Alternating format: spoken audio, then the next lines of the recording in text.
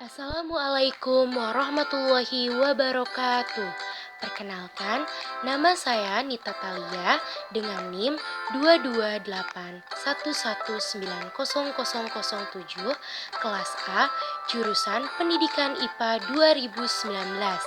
Di sini saya akan menjelaskan mengenai hukum termodinamika 1. Sebelumnya, apakah kalian tahu apa itu termodinamika? Untuk itu, mari kita simak sama-sama materinya. Konsep termodinamika. Termodinamika berasal dari bahasa Yunani, yaitu termos yang berarti panas dan dinamik yang berarti perubahan. Termodinamika adalah ilmu yang mempelajari hukum-hukum yang mengatur perubahan energi dari suatu bentuk ke bentuk yang lain, aliran, dan kemampuan energi melakukan usaha. Konsep termodinamika, Q sama dengan delta U ditambah W.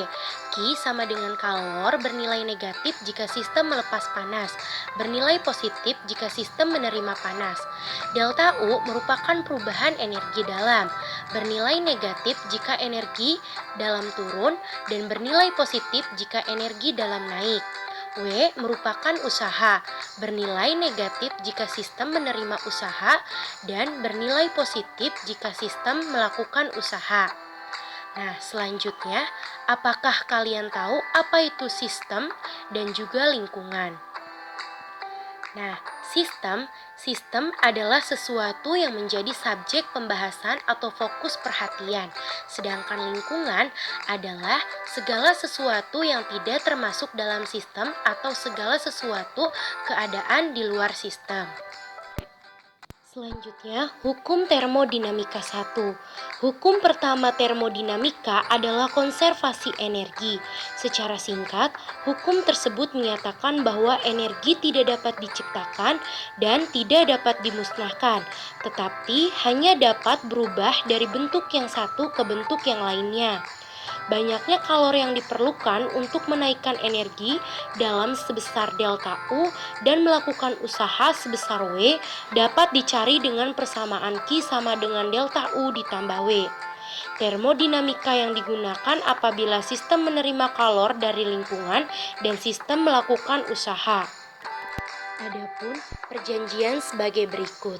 Yang pertama, jika sejumlah kalor ditambahkan pada sistem, maka Q bernilai positif. Sementara, jika sejumlah kalor dikurangi, maka Q bernilai negatif. Yang kedua, jika sistem melakukan usaha, W bernilai positif. Sementara, jika pada sistem dilakukan usaha, W bernilai negatif.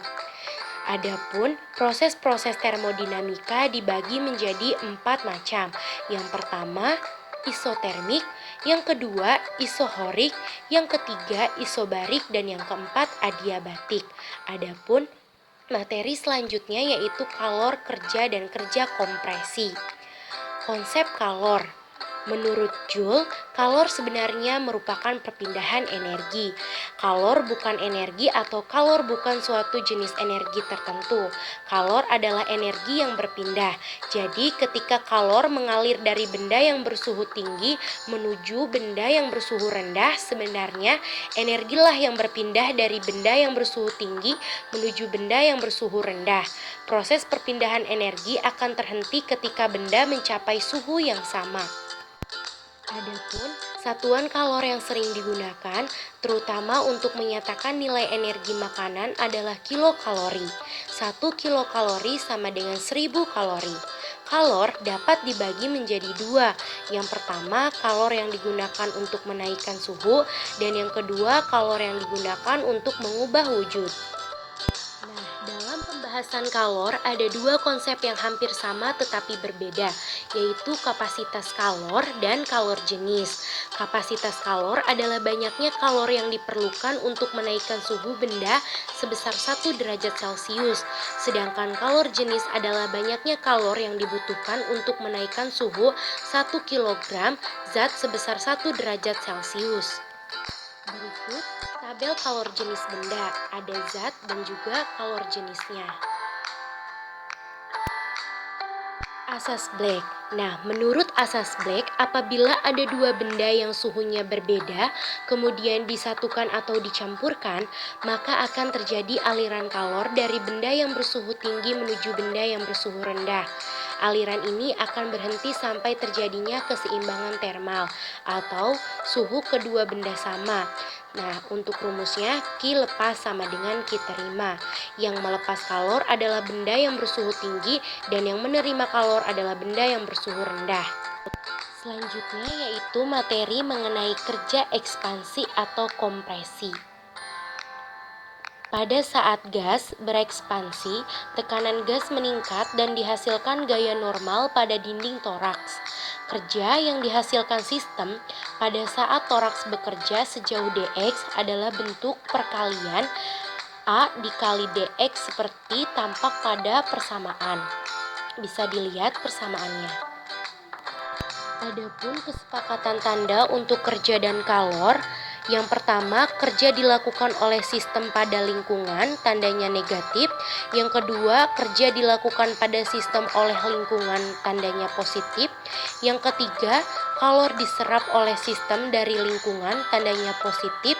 Dan yang keempat, kalor diserap oleh lingkungan dari sistem, tandanya negatif. Besarnya energi listrik yang diubah atau diserap sama dengan besar kalor yang dihasilkan, sehingga secara matematis dirumuskan W sama dengan Q sama dengan M dikali C dalam kurung T2 dikurangi T1. Sehingga persamaannya yaitu I dikali R dikali I dikali T sama dengan M dikali C dalam kurung T2 dikurangi T1. Nah, untuk menghitung energi listrik itu digunakan persamaan sebagai berikut. W sama dengan P dikali T, di mana W energi listrik, P daya listrik, T waktu yang diperlukan. Bila rumus kalor yang digunakan adalah Q sama dengan M dikali C dalam kurung T2 dikurangi T1, maka diperoleh persamaan P dikali T sama dengan M dikali C dalam kurung T2 dikurangi T1. Mungkin itu saja pembahasan mengenai materi hukum termodinamika 1. Kurang lebihnya mohon maaf.